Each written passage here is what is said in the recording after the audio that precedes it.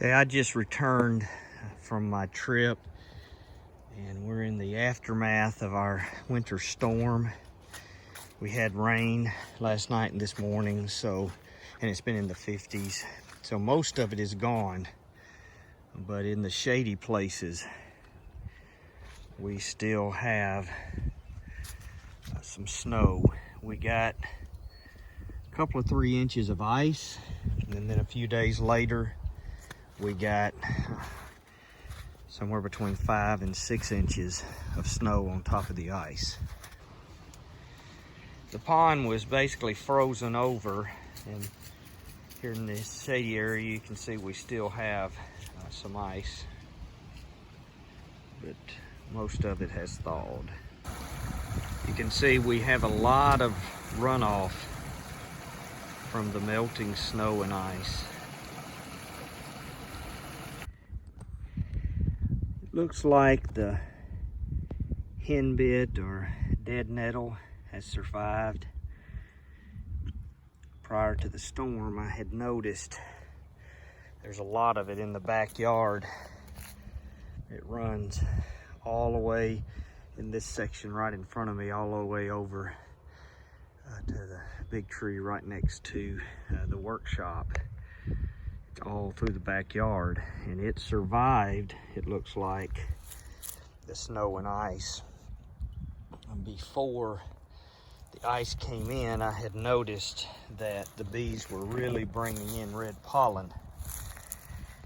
There are a couple of plants similar, one called a henbit and one a dead nettle, and actually some of the literature uses them interchangeably, but I think they are two different plants.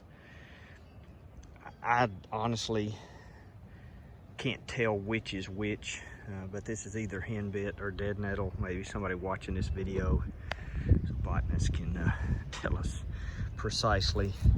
But I do know it is a blessing to my bees. And so they've been coming out here. You can see it's not a honeybee, but there is a small bee right there. But the honeybees have been bringing this red pollen into the hive. Okay, I have just returned from a 9-day trip representing the school that I work for, Heritage Christian, and during that time the ice storm came, and so we had prepped these hives by insulating them, and so I'm just coming today to see how they are doing.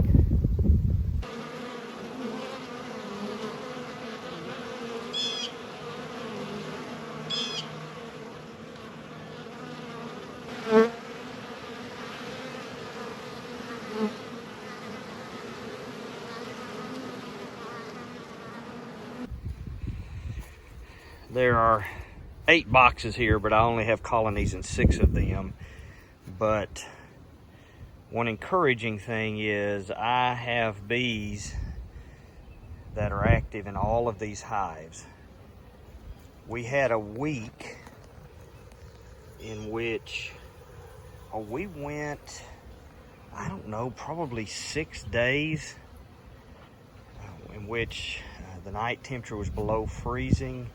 We had 5 nights in which it was either in the teens or in single digits. A couple of nights it was down in single digits. It's just much colder than we usually have to deal with here in North Alabama. It's the coldest these bees have had to deal with. So we insulated the hives, you can see here, on 3 sides. I left the front side uncovered because I wanted them to be able to recognize the front of the hive. This is actually the back of a hive, but these bees prefer to go in underneath through a hole in the screen bottom. And so they tend to enter from this south side. So I'm encouraged that we have a lot of activity in front of the hives. I was worried in particular about this colony. This was my last swarm capture of the year, and this colony had chosen to cluster in this lower box. So they're the colony that I had worried the most about, but they seem to be very, very active. I'm not going to try to go into them today. It's, I would guess, between 55 and 60 today. I'm not going to try to go into them. I am going to check and see what their food supplies look like. Do as little invasion as I can to check on their food supplies. I notice as I'm standing here, something that my wife had noticed.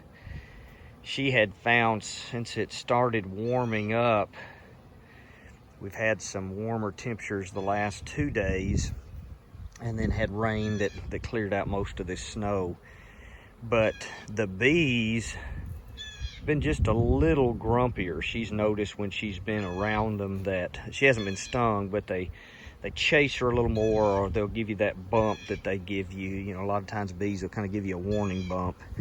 And so she's had some of that, and I just noticed that with a few bees now. And so, not sure about all that, if it's weather related. I find myself wondering if maybe there has been some robbing attempts. I know sometimes bees, when there's robbing, can be a little more defensive. So I really don't have an answer for that, but both she and I have noticed in the aftermath of this, they're just a pinch more defensive. Not really bad.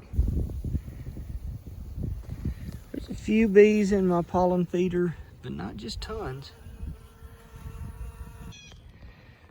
Okay, I put a hood on. I'd mentioned that my wife had noticed that the bees were more aggressive, and so I was just in front of the hive just taking some video of the entrance, which is pretty common for me to do, and one got me on the nose. So they are just much more aggressive than they normally are. I have very, very gentle bees, but in the aftermath of this storm, they are definitely grumpier.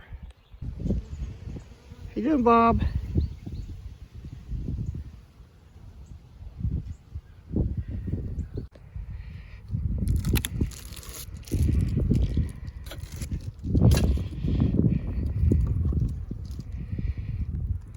Hey, that's the most bees I've seen up in this lid.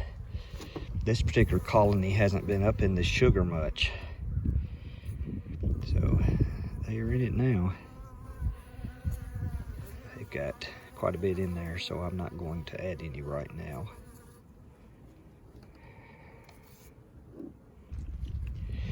All right, let's look inside this hive. Looking in their feeders, trying to make sure that they have sugar. Again, notice how the ladybugs get up here for warmth. The warm air comes up from inside that hive. So you can see there's a lot of bees in there. I think they've got a pretty good bit of sugar. I don't think I'm going to open it up. We'll do a quick glance, but they've got a couple of inches of sugar all the way around, so I don't think I need to add any. They're even eating on that pollen patty that I laid in there. You can see right over there, that little brown piece on the other side.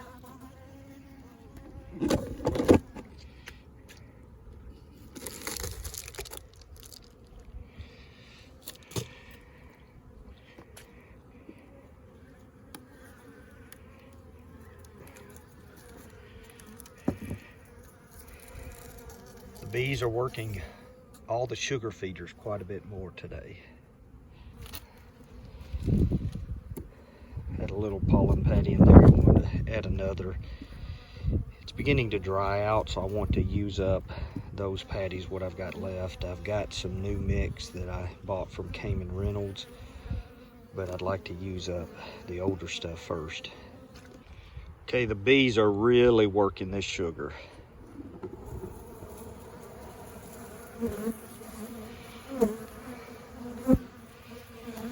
Going to add some sugar.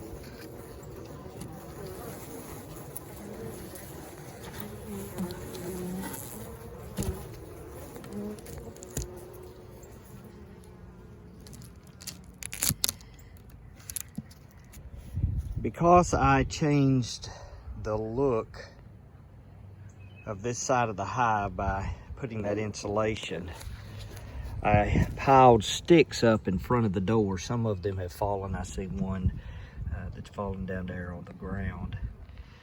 But that forces the bees to reorient as they come out. And you can see there's one coming out. So they've been using this door, so they have reoriented. I don't know if you noticed there how that bee, when he came out, or she came out, excuse me, turned around and looked back at the hive. Those sticks in the way force them to reorient so that they can memorize a new view of the front entrance so they don't get confused and come back to the wrong hive. There are just not many bees up here. See the hive beetles that are getting caught in my Swiffer sheet. What I'm going to do is I'm going to put a pollen patty up here.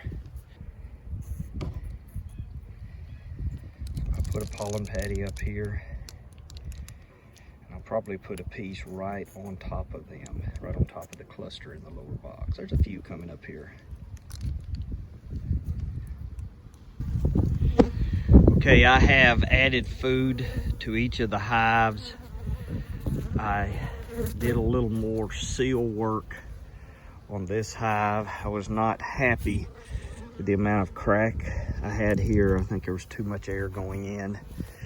And anyway, the hives seem to have decent populations. There's activity, and they all have plenty of food. They have a lot of honey and bee bread in the hive, but also they have pollen patties and dry sugar.